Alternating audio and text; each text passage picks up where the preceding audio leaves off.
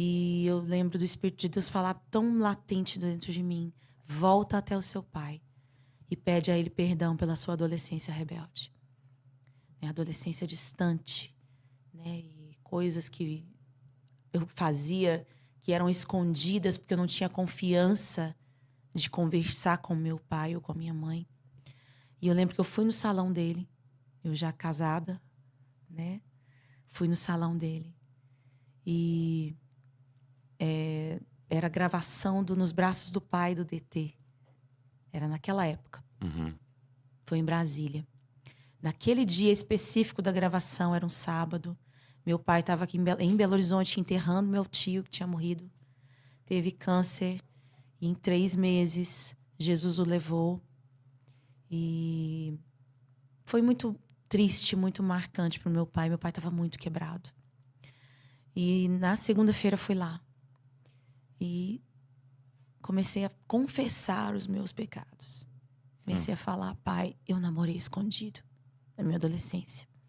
Pai, eu fui distante, eu não conversava, me perdoa.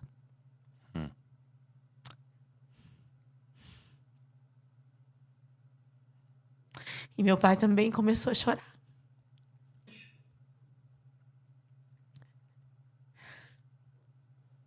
E o que Jesus fez naquele dia foi algo muito poderoso, Douglas. Um peso de anos de falta de paternidade. Um peso peso de uma vida, né? De uma vida saiu de dentro de cima de mim. Nós nos abraçamos. E meu pai também pediu perdão pela distância dele, né? E Deus começou a se revelar como pai para mim de uma forma muito intensa. E aquele foi o nosso melhor ano de relacionamento.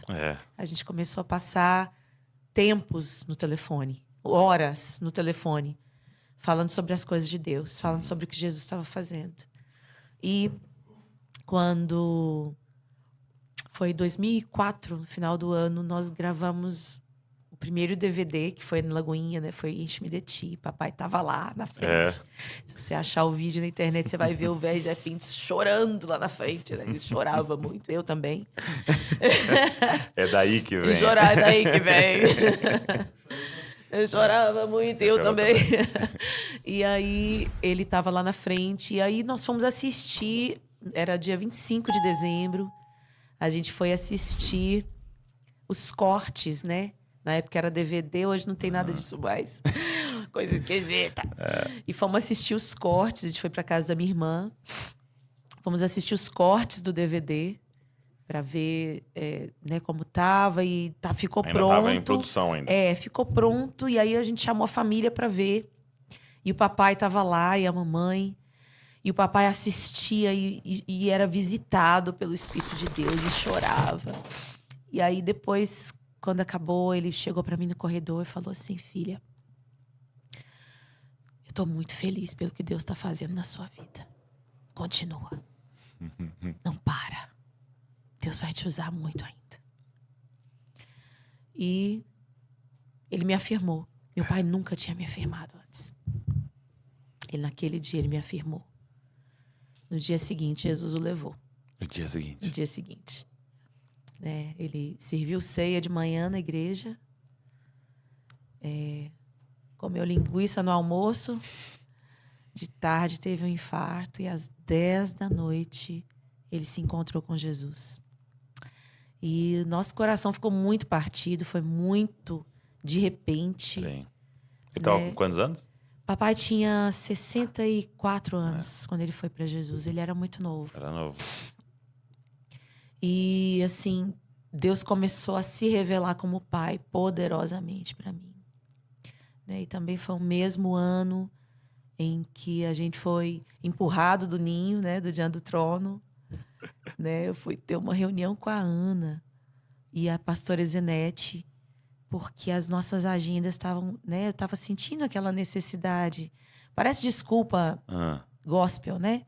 Sentindo necessidade de viajar. Não, não é isso. É que realmente o Espírito de Deus estava nos levando a querer compartilhar do que a gente estava recebendo em casa, do que Deus estava fazendo em nós. E aí eu fui ter reunião com ela pra gente definir como que nós íamos fazer. A Ana olha pra mim. Você diz assim, então, de você fazer algumas viagens sozinhas. Sim. Porque você viajava também Viajava com a também banda com o toda. Dia do Trono. E aí fomos ter essa reunião. E a Ana olhou pra mim. Nívia, nós já estamos orando por você desde o ano passado. E Deus nos falou que você tem que sair. Senão você vai morrer. Você já é uma ave grande. E foi chocante, porque foi tudo no mesmo período. Meu Deus. Né? Tudo na mesma hora. E eu me via como uma menina, sozinha, né? Eu e meu marido, a gente, né, liderando uma equipe e viajando. Mas foi um dos anos mais poderosos, né? Em que a gente via muita cura, muito batismo com o Espírito Santo. Né? E aquilo que nós fazíamos, eu sempre tive muita resistência aos chamados show gospel. Para mim sempre foi muito difícil. Sim. Essa palavra show sempre foi muito difícil para mim, para administrar. Porque a gente foi gerado numa outra realidade, então era estranho para nós isso. E, no entanto, o Senhor nos impeliu para ir a alguns lugares. Para entrar em alguns desses lugares. alguns lugares, não todos. E o que acontecia era o mesmo que acontecia dentro da igreja. Pessoas eram salvas, pessoas eram batizadas com o Espírito Santo. A gente via crianças chorando debaixo do poder de Deus, sendo cheias do Espírito. Pessoas sendo curadas, né? A palavra sendo proclamada. Então, a gente viu muita coisa tremenda, né? A partir desse empurrão de Deus, né? E dessa consciência de que, filha, eu sou o suficiente para você, né? O Senhor é o suficiente. E voltando um pouco, que depois eu quero até que você conte um pouco dessa trajetória com o próprio Diante do Trono, mas como é que foi essa sua convicção de uma chamada para servir de forma mais integral ao ministério e até da música, né? Como é que você falou dos seus irmãos? Foi essa grande influência para você? Né? Sim.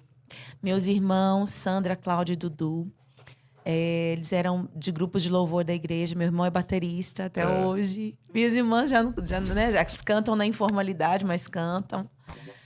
Minha irmã, tem uma irmã pastora aqui em São Paulo até. E eu acompanhava as minhas irmãs, né, nos ensaios dos grupos de louvor da igreja. Já era na Lagoinha, não? Não, era uma outra igreja que nós frequentávamos. Legal. Quando eu tinha 13 anos, a minha família saiu dessa igreja e nós fomos para Lagoinha. Ah, tá. E foi muito marcante para mim, porque a pessoa do pastor Márcio falou muito no nosso coração. Pela mansidão dele, pela unção pastoral que está sobre ele, né? Pela ética dele.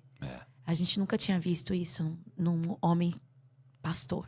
É mesmo. Né? A gente tinha uma figura pastoral muito dura, né? E, no entanto, a gente nunca viu um homem manso pastor. A gente veio entender o que era pastoral, que era ser pastoral, ser pastor, muito através do pastor Márcio.